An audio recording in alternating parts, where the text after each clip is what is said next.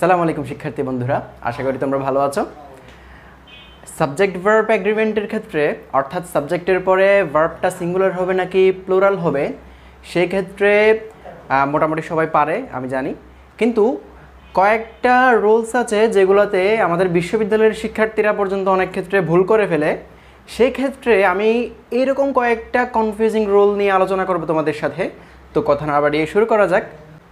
প্রথমত দেখো, Rafi and Shafi are staring. এখানে রাফি একটা সাবজেক্ট, শাফি একটা সাবজেক্ট, দুইটা হওয়ার কারণে আমি আর বসিয়েছি, এটা তো সবাই জানে।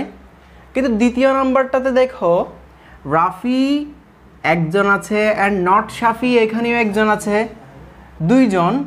কিন্তু এই ক্ষেত্রে ইস নাকি আর বসাবো সেক্ষেত্রে কিন্তু অনেকেই কনফিউশনে পড়ে যায়। তো এই ক্ষেত্রে হচ্ছে তোমাদের একটা বিষয় মনে রাখতে হবে, এক্ষেত্রে তোমরা মূল মিনিংটা কি বোঝাচ্ছে অর্থাৎ সাবজেক্টের মিনিংটা কি বোঝাচ্ছে সেটা খেয়াল রাখবা।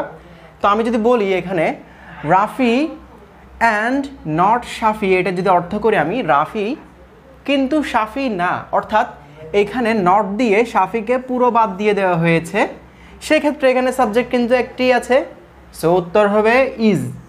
রাফি অ্যান্ড এটা থাকলেও কিন্তু উত্তরটা হবে ইজ স্টাডিং।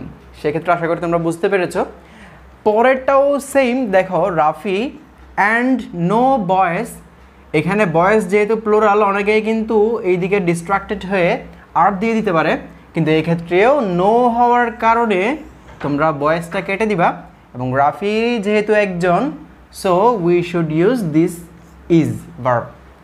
সো আজকের মতো এতটুকুই, আশা করি তোমরা বুঝতে পেরেছো। আসসালামু আলাইকুম।